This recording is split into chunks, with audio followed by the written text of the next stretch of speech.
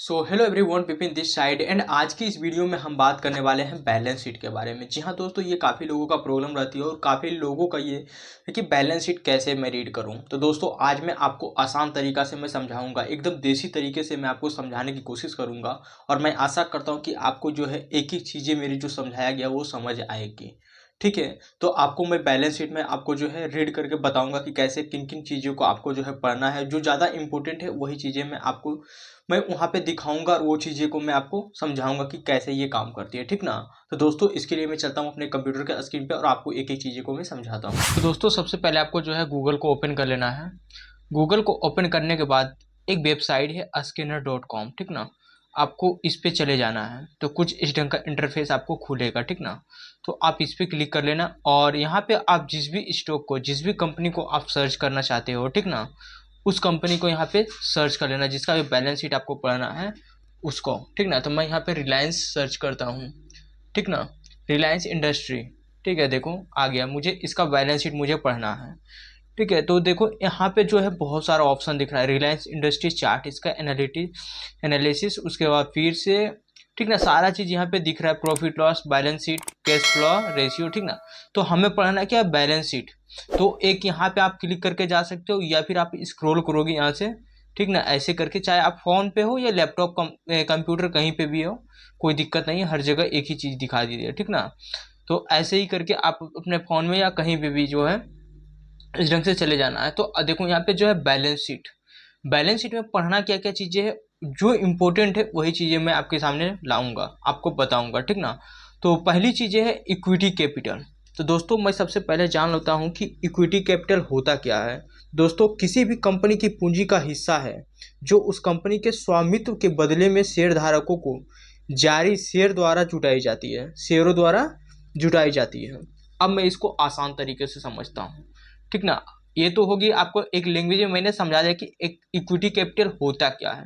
ठीक है, अब आपको दिख रहा होगा इक्विटी कैपिटल यहाँ पे इतना, यहाँ इतना, यहाँ इतना है, बढ़ रहा है, धीरे धीरे करके बढ़ रहा है। ठीक ना कहीं स्टार्टिंग से लेकर के अभी तक जो है 2000 से लेकर 6000 आ गया था, ये बढ़ रहा है। इसका मतलब क्या है आगे हम समझते हैं। चलो देखो, इक्विटी कैपिटल, मान लो कि कोई कंपनी अपने आईपीओ को जारी करती है। ठीक ना।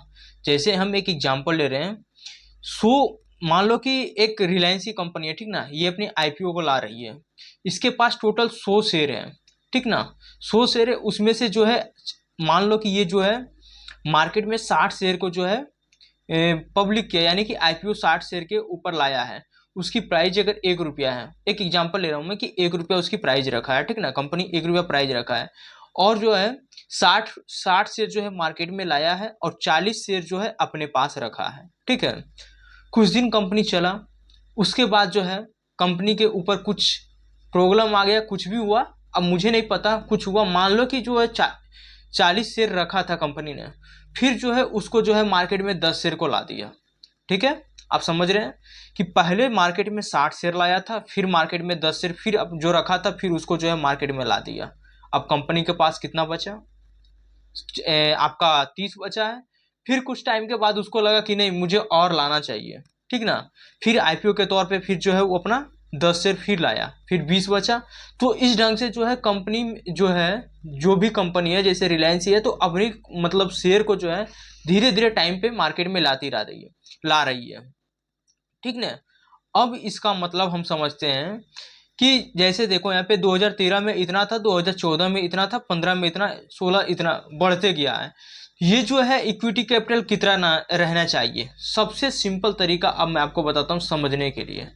अगर कोई भी कंपनी, ठीक ना, किसी भी कंपनी का इक्विटी शेयर कैपिटल अगर लगातार बढ़ रहा है, लगातार कैसे बढ़ रहा है, मैंने अभी आपको क्या बताया था कि पहले 60 शेयर लाया था आईपीओ के तौर पे, फिर उन्होंने 10 शेयर बढ़ा दिया, फिर उन्होंने अगले अगले साल या अगले मंथ जो भी है उनका जब लगा उस टाइम फिर उन्होंने बढ़ा दिया।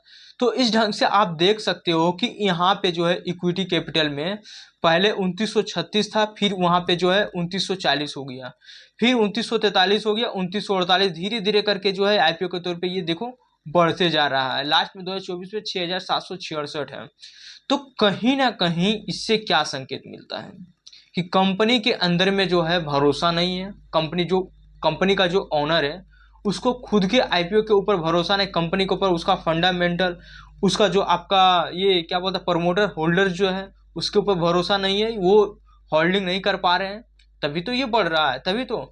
और कोई कंपनी वहीं पे, ठीक ना, जैसे मान लो कि 60 शेयर रिवील किया, आईपीओ के तौर पे लाया, और उस 60 शेयर में फिर मान लो कि उसका 1 रुपया से लेकर के 1 रुपये पे जारी किया था, वो शेयर जो है बढ़ के 1.5 रुपया हो गया, और फिर भी उस कंपनी का ओनर जो है वो 1.5 रुपये में खरीदना चाह रहा है, फिर भी उसको खरीदना चाह रहा है। मान लो कि उसने 10 शेयर को फिर खरीद लिया, 60 शेयर मार्केट में लाया था, 10 खरीद लिया, फिर 50 हो गया, तो कहीं ना कहीं वो जो है घटेगा, ठीक है, वो घटेगा। तो इसका मतलब है कि कंपनी का फंडामेंटल जो है बहुत ही बढ़िया है, कंपनी का फंडामेंटल बढ़िया है, प्रमोटर होल्डर जो है वो बढ़िया है, धीरे धीरे करके अपना प्रमोटिंग होल्ड जो कर रहे हैं वो और लॉन्ग टर्म के लिए बढ़ा रहे हैं। और कहीं ना कहीं जो मान लो कि अगर 10,000 लगाए तो वो कहीं ना कहीं 12,000 13,000 15,000 करके, एक एग्जांपल में ले रहा हूँ, इस ढंग से वो बढ़ा रहे हैं, तो कहीं ना कहीं कंपनी के ऊपर भरोसा हो रहा है, ठीक ना। तो देखो सिंपल, अब हम समझते हैं कि किसी भी कंपनी का इक्विटी कैपिटल अगर बढ़ रहा है तो वो जो है एक नेगेटिव साइन है कंपनी के लिए, ठीक ना, नेगेटिव साइन है। देखो अगर मैं रिलायंस का अभी यहाँ पे मैंने चेक किया तो इसका बढ़ रहा है, ठीक ना, इक्विटी कैपिटल जो है बढ़ रहा है, तो ये एक नेगेटिव साइन है इसके लिए, कंपनी के लिए। अगर यही घटता रहता, जैसे 2936 से नेक्स्ट ईयर कुछ कम जाता, नेक्स्ट ईयर और भी कुछ कम जाता, नेक्स्ट ईयर और कुछ कम जाता, तो इससे क्या होता है, एक पॉजिटिव साइन होता है, जितना कमेगा, ठीक ना, उतना पॉजिटिव साइन मिलेगा, और ये जितना बढ़ेगा उतना नेगेटिव साइन मिलेगा। तो आपको इक्विटी कैपिटल जो है समझ आ गया होगा। अब आगे मैं बढ़ता हूँ, इसमें दूसरी चीजें मेन क्या है, रिजर्व्स। रिजर्व का मतलब एक चीज आप मैं आपको सिंपल समझाता हूँ कि मान लो आपने गाड़ी चलाते हैं, ठीक, गाड़ी चलाते हैं, गाड़ी में पेट्रोल का जो टंकी होती है बाइक में 5 लीटर या 10 लीटर की होती है, या 12 लीटर की, इससे ज्यादा की नहीं होती है, शायद शायद मेरे को जितना पता है। एक एग्जाम्पल लेता हूँ कि 10 लीटर की टंकी है, तो 10 लीटर की टंकी, तो आपने 10 लीटर भरवा दिया, ठीक ना, लेकिन कम उसमें क्या एक नियम होता है कि रिजर्व में जो है 1 से 2 लीटर जो है पेट्रोल वो अपने अंदर में रखती है। वो किस लिए रखती है, इस बात को आप ध्यान रख लो कि बाई चांस जो आपने तेल डलवाया है, रास्ते में चलते चलते वो तेल खत्म हो गया, तो फिर आपका ऑटोमेटिक जो है रिजर्व में जो आपने रखा था, जो तेल आपका रखा हुआ था टंकी में, वो लेता है, ताकि आप जो है पेट्रोल पंप तक आप पहुंच जाए। तो इससे अब हम आपको समझाना क्या चाह रहे थे कि अगर कंपनी के पास रिजर्व अगर है, उसके पास पैसा, अगर अपने जितने, जो भी कंपनी है अगर रिजर्व रखती है अपने लिए कुछ पैसे, तो जो है ये एक पॉजिटिव साइन है। इससे क्या होता है कि अगर कंपनी के ऊपर कोई भी चीजें कभी अटैक होती है, कोई भी नेगेटिव चीजें अगर असर आती है, कंपनी को लगता है कि बुरा टाइम आ गया है, तो वो रिजर्व वाला जो पैसा है उस कंपनी को बचा सकता है, उस पैसे को लगा करके अपनी कंपनी को जो है फिर से खड़ा कर सकता है। तो देखो रिजर्व जो है एनी टाइम अगर जितना बढ़ेगा उतना ज्यादा बढ़िया है। तो यहाँ पे देखो कहीं ना कहीं जो है बढ़ता हुआ नजर आ रहा है आपको, ठीक ना, 3 लाख 4 लाख 6 लाख 7 लाख 7 लाख 78 जो भी है, ये कहीं ना कहीं बढ़ता हुआ है, तो ये एक पॉजिटिव साइन है। रिजर्व जितना रहेगा उतना ज्यादा बेटर रहेगा। आगे मैं बढ़ता हूँ, ठीक ना। अब आगे में देखो क्या है, तीसरा चीज क्या है, बोर्विंग्स, ठीक ना। देखो मेरा इंग्लिश पे मत जाना क्योंकि मेरी इंग्लिश बहुत ज्यादा कमजोर है, ठीक ना, तो बस समझने की कोशिश करना, खुद कॉम्प्लीमेंट कर लेना यहाँ पे। अब देखो अगर मैं यहाँ पे देखो प्लस पे मैं क्लिक करता हूँ, तो देखो यहाँ पे दो चीजें आती हैं, एक लॉन्ग टर्म बोर्विंग्स, एक शॉर्ट टर्म बोर्विंग्स। अब इस दोनों का मतलब समझते हैं। बोर्विंग्स का मतलब सीधा होता है कर्जा।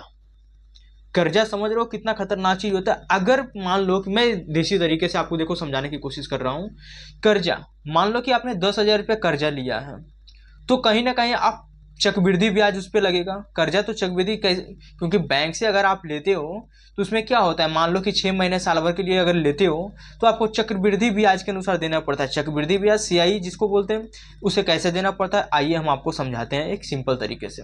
मान लो कि हमने 100 रुपया कहीं से लिया, ठीक ना, बैंक से मान लो कि 100 रुपया महीने 1 साल के लिए लोन लिया, ठीक, तो फर्स्ट मंथ मान लो कि 100 रुपया लिया, उस पर मेरा ब्याज मान लो कि मान लो कि 10 रुपये मेरा ब्याज बना, एक एग्जांपल में ले रहा हूँ, ठीक ना। अब 10 रुपये मेरा ब्याज बना, तो नेक्स्ट मंथ मुझे कितना पे करना पड़ेगा, 10 रुपया। मान लो कि मैंने 100 रुपया मैंने लिया, 10 रुपये मेरा ब्याज बना, तो 110 रुपया मुझे पे करना पड़ रहा है। अब उसके नेक्स्ट मंथ अब जो CI लगेगा, चक्रवृद्धि ब्याज लगेगा, वो जो 110 रुपया है अब उसके ऊपर लगेगा। तो 110 रुपये का जो आपको ब्याज लगेगा, जो आपका CI निकल रहा है वो आपको देना पड़ेगा, थर्ड मंथ वो देना पड़ेगा। तो दोस्तों आपको अब समझ आ गई होगी कि ब्याज कितना खतरनाक चीज होता है। तो देखो इसमें अब हम आपको क्या समझाना चाह रहे थे कि लॉन्ग टर्म बोरविंग्स, ठीक ना, जो ब्याज लिया है लॉन्ग टर्म कहने का मतलब कंपनी कम से कम 10 साल 15 साल के लिए लेती है, ठीक ना, इससे कम का नहीं लेती है, ठीक है, और भी ज़्यादा टाइम के लिए लेती है। एक नॉर्मल मैं आपको एग्जांपल समझा रहा हूँ कि लॉन्ग टर्म बोरविंग्स मतलब 10 साल कम से कम, ठीक ना। तो देखो कर्जा जितना कम रहेगा उतना ज़्यादा बेटर रहेगा, और जितने कम टाइम के लिए रहता है उतना बढ़िया रहता है। लेकिन अब देखो यहाँ पे क्या है कि फर्स्ट इतना लिया था, सेकेंड देखो बढ़ गया, फिर थर्ड ईयर फिर देखो बढ़ा है, कहीं ना कहीं देखो यहाँ पे बढ़ते नजर आ रहा है, ठीक है, समझ रहे हैं आप, बढ़ता हुआ नजर आ रहा है।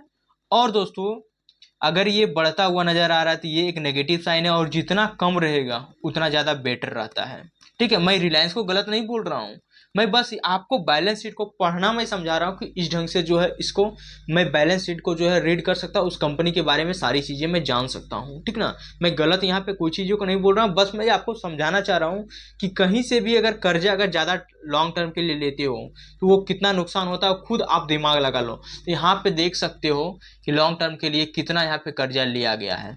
अब आते हैं शॉर्ट टर्म बोरविंग्स के लिए। देखो शॉर्ट टर्म कहने का मतलब 1 साल 2 साल 3 साल के लिए लिया गया होगा। अब देखो ये भी एक जो है ज़्यादा नहीं रहना चाहिए, ये जितना कम रहेगा उतना ही बढ़िया। कर्जा कहने का मतलब जितना कम रहेगा उतना ही बेटर रहता है। लेकिन देखो शॉर्ट टर्म में जो है कहीं ना कहीं कम लिया गया है, तो कहीं ना कहीं एक पॉजिटिव थोड़ी सी साइन है, लेकिन ये भी है जो बढ़ रहा है, ठीक ना। तो कर्जा आप समझ गए शॉर्ट टर्म बोरविंग्स और लॉन्ग टर्म बोरविंग्स, आप कर्जा को समझ रहे होंगे, बस इतना समझिए कि कर्जा जितना कम रहेगा उतना ही ज़्यादा बेटर रहेगा, ठीक ना। अब आते हैं आगे, जो सबसे मेन चीज़ें पढ़नी है, टोटल एसिड्स। देखो टोटल एसिड्स जो है वो जितना बढ़ते रहेगा उतना ज़्यादा बढ़िया है, ये ग्रोइंग मोड में रहना चाहिए, ठीक ना। ये जितना बढ़ेगा उतना ही ज़्यादा बढ़िया कंपनी के लिए है।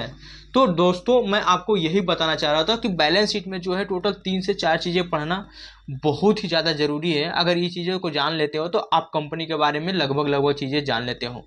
लेकिन अब मैं यहाँ पे और भी चीज़ें मैं ऐड करना चाहूँगा आपकी जानकारी के अनुसार लिए, ठीक ना। तो आगे देखो एक यहाँ पे लिखा हुआ है प्रॉफिट एंड लॉस, इस पर मैं चलता हूँ और आपको ये भी चीज़ें मैं दिखाता हूँ। देखो यहाँ आया क्या लिखा हुआ है, सेल्स को भी जानना बहुत ही ज़्यादा जरूरी है। देखो किसी भी कंपनी में अगर कोई भी कंपनी, जैसे मान लो कि कोई कंपनी कार बनाती है, अब कार बनाती है तो कंपनी को बेनिफिट कब होगी, कंपनी का बेनिफिट तभी होगी जब कंपनी में जो कार जो है सेल होगा, तभी तो उसको बेनिफिट होगी। तो कहीं ना कहीं ईयर बाय ईयर अगर जितना कंपनी का माल जो है सेल होगा उतना ज़्यादा कंपनी को बेनिफिट होगा। तो देखो अगर हम रिलायंस को देखते हैं तो कहीं ना कहीं एक बढ़ते मूड में दिखाई दे रहा है, तो कहीं ना कहीं एक पॉजिटिव साइन है। अगर कंपनी का सेल बढ़ेगा तो ऑटोमेटिक है कि जो है कंपनी का जो है आपका प्रॉफिट बढ़ेगा ही बढ़ेगा, एकदम नेचुरल सी बातें हैं, ठीक ना। तो अब हम समझ गए होंगे यहाँ पे कि कंपनी का जो है सेल्स बढ़ना चाहिए, ठीक ना। अब समझते हैं एक्सपेंसेस, ठीक ना। एक्सपेंसेस क्या है, किसी भी कंपनी का एक्सपेंसेस पहले इंक्रीज हो रहा है या डिक्रीज, ठीक ना, ये चीज़ें समझना जरूरी है कि इंक्रीज हो रहा है या डिक्रीज। कंपनी कमाने के लिए कितना खर्चा कर रही है अपने एम्प्लॉय के पीछे, अपने ट्रांसपोर्ट में, ओवरऑल कंपनी का एक्सपेंस बढ़ रहा है या घट रहा है, ये चीज़ें में जानना जरूरी है। अगर कंपनी का एक्सपेंस लगातार बढ़ रहा है तो ये एक नेगेटिव साइन हो सकता है, ठीक ना। अब ये देखो दोस्तों कि अगर जो है जितनी इनकम ये कर रही है, ठीक ना, लगातार अगर ये बढ़ा रही है तो कहीं ना कहीं ये भी एक नेगेटिव साइन देता है कंपनी के लिए, ठीक ना। तो एक्सपेंसेस देखो अगर हमेशा बढ़ रहा है तो ये एक नेगेटिव साइन है। लेकिन देखो यहाँ पे कंपनी का एक्सपेंसेस क्या है, यहाँ पे देखो बढ़ा है, देखो ये जो है नॉर्मल है, यहाँ पे देखो घटा है फिर बढ़ा है। लेकिन एक चीज़ और मैं यहाँ पे ऐड करना चाहूँगा, अगर कंपनी अगर अपने सेल्स के पीछे खर्चा कर रही है, ठीक ना, सेल्स के पीछे खर्चा कर रही है, अपने एम्प्लॉय के पीछे अगर खर्चा कर रही है तो कहीं ना कहीं दोस्तों कंपनी अपना प्रॉफिट के लिए भी काम करती होगी। तो ये थोड़ी सी बातों को आपको ध्यान रखना है, लेकिन एक्सपेंसेस जो है ज़्यादा बढ़ा हुआ भी नहीं रहना चाहिए। तो एक्सपेंसेस को आपको समझ में आ गया होगा। अब दोस्तों चलते हैं नेट प्रॉफिट के ऊपर कंपनी का नेट प्रॉफिट, जैसे ओवरऑल प्रॉफिट, जैसे मान लो कि टैक्स देना पड़ता है, यहाँ पे देखो है टैक्स दिया हुआ है 20%, 22%, 24% करके जो है कंपनी ने अपना टैक्स दिया है। तो सारी चीजें पेड करने के बाद कंपनी का जो है, कंपनी के पास प्रॉफिट कितना बच रहा है, नेट प्रॉफिट, वो हमें देखना जरूरी है। क्या कंपनी का नेट प्रॉफिट जिस तरह से अपने एम्प्लॉय के पीछे खर्चा कर रहा है, अपने ट्रांसपोर्ट में खर्चा कर रहा है, अपने ओवरऑल मतलब कहने का मतलब है कंपनी अपने सेल्स को बढ़ाने के लिए जहां भी खर्चा कर रहा है, सब कुछ खर्चा करके नेट प्रॉफिट कहीं ना कहीं उसका बढ़ रहा है या इंक्रीज हो रहा है या डिक्रीज हो रहा है, ये चीज़ें हमें जानना बहुत ही ज़्यादा जरूरी है, ठीक ना। तो देखते हैं नेट प्रॉफिट। देखो सबसे 2013 में देखो इतना था इसका, कहीं ना कहीं फिर 14 में बढ़ा, 15 में बढ़ा। तो कहीं ना कहीं जो है रिलायंस जो है अपने आप को जो है नेट प्रॉफिट यानी कि प्रॉफिट ईयर जो है बढ़ाते जा रहा है। तो कहीं ना कहीं ये एक पॉजिटिव साइन है, ठीक ना, ये एक पॉजिटिव साइन है। यहाँ पे एक चीज और मैं ऐड करूंगा, ये तो मैंने बैलेंस शीट पढ़ा और प्रॉफिट एंड लॉस के बारे में मैंने बताया, ठीक है। अब तीसरा चीजें मैं यहाँ पे आपको ऐड करना चाहूंगा कि कंपनी में शेयर होल्डर्स कितने हैं, ठीक ना, और शेयर होल्डर्स कितना रहना चाहिए, ये भी जानना बहुत ही ज़्यादा जरूरी है दोस्तों, ठीक ना।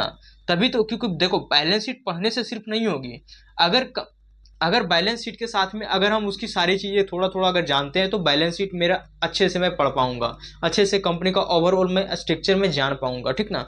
तो अब यहाँ पे थोड़ा देखते हैं कि प्रमोटर होल्डिंग्स, ठीक ना, जिसको कि शेयर होल्डर्स भी आप बोल सकते हो, वो कितना है, कहीं ना कहीं वो बढ़ रहा है या फिर एक इक्वल में अगर है तो भी सही है, लेकिन घटना नहीं चाहिए। अगर घटता है तो फिर ये कंपनी के लिए नेगेटिव साइन है। और प्रमोटर होल्डर्स रहना भी चाहिए कितना, ये भी चीजें हमें जानना बहुत ही ज्यादा जरूरी है, ठीक ना। तो देख सकते हैं यहाँ पे प्रमोटर्स, ठीक ना। तो प्रमोटर होल्डर जो है, सबसे पहले मैं बता दूंगा प्रमोटर होल्डर्स कम से कम 50% होना बहुत ही ज़्यादा जरूरी है। अगर किसी भी कंपनी का प्रमोटर होल्डर्स 50% है तो ये एक पॉजिटिव साइन माना जाता है, ठीक ना, कंपनी के लिए पॉजिटिव साइन, क्योंकि कंपनी के ऊपर उसको विश्वास रहता है, तभी वो अपना होल्डिंग को जो है बढ़ा के रखता है। वरना फिर कोई भी नहीं चाहता है कि अगर कोई कंपनी मान लो कि डाउन में जा रहा है, कंपनी धीरे धीरे करके गिर रही है, तो क्या में लगता है कि मैं अपना कैपिटल को वहाँ पे रखूंगा, मैं तो वहाँ से निकल जाऊंगा, मैं दूसरी कंपनी में पैसा अपना डालूंगा। सिर्फ प्रमोटर्स होल्डर्स उसी में रहते हैं ना जिसमें कि आपका कंपनी कहीं ना कहीं अच्छा कर रही है, कहीं ना कहीं उसका बिजनेस मॉडल जो है अपना ग्रोथ में ला रही है, अपने बिजनेस को जो है अलग अलग जगह पे मतलब एक्सपेंड कर रही है। तो ये सारी चीज़ें जो है बढ़नी चाहिए, तभी प्रमोटर होल्डर्स ये बढ़ते हैं। तो देखो कहीं ना कहीं इंक्रीज हुआ है, ठीक ना, एक लेवल में यहाँ पे है। तो आप देख सकते हो 2024 तक 50.33%, मतलब कहीं ना कहीं एवरेज सही है, 50% प्लस है, एवरेज सही है। तो ये सारी चीज़ें थी दोस्तों, और इसमें तो और भी चीज़ें जानना मुझे बहुत ही ज़्यादा ज़रूरी है। कंपनी का नेटवर्थ भी जानना बहुत ही ज़रूरी है कि कंपनी का नेटवर्थ बढ़ना। देखो कंपनी का नेटवर्थ भी अगर बढ़ रहा है धीरे धीरे तो कहीं ना कहीं ये एक पॉजिटिव साइन है। अगर कंपनी का नेटवर्थ जो है धीरे धीरे करके डाउन हो रहा है, ये एक नेगेटिव साइन है। इस बात को आप ध्यान रखिएगा। किसी भी कंपनी का, कोई भी कंपनी हो, चाहे आप खुद हो, कहीं ना कहीं अगर आपको अगर 200 लोग फॉलो कर देते हैं धीरे धीरे करके, अगर 10 लोग फॉलो कर रहे तो कहीं ना कहीं आपका जो है नेटवर्थ डाउन हुआ है। सेम उसी प्रकार किसी भी कंपनी का अगर जो है नेटवर्थ कहीं ना कहीं इंक्रीज हो रहा है तो कंपनी के लिए एक पॉजिटिव साइन है, ठीक ना। तो इस बात को आप ध्यान लीजिएगा। तो ओवरऑल स्ट्रक्चर मैं यही समझाना चाहता था कि आपको जो है balance sheet, profit and loss, share holders, ये सारी चीज़ें आपको जो है अच्छी तरह से समझ आ गई होगी। मैं आशा करता हूँ कि आपको इस वीडियो को देखने के बाद कोई और वीडियो देखने की ज़रूरत नहीं होगी। तो दोस्तों मैं आशा करता हूं कि आपके जितने भी डाउट्स थे इस वीडियो में आपके क्लियर हो चुके हैं। दोस्तों अब मैं आशा करता हूं कि ये वीडियो को देखने के बाद कोई और वीडियो देखने की जरूरत नहीं पड़ेगी।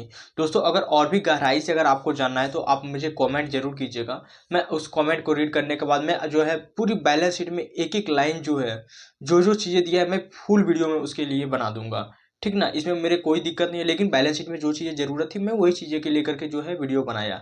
दोस्तों वीडियो पसंद आया तो वीडियो को जरूर लाइक कीजिएगा और अपने दोस्तों में से शेयर कीजिएगा। और हाँ, चैनल पे नए तो चैनल को जरूर सब्सक्राइब कर दीजिएगा। See you in the next video.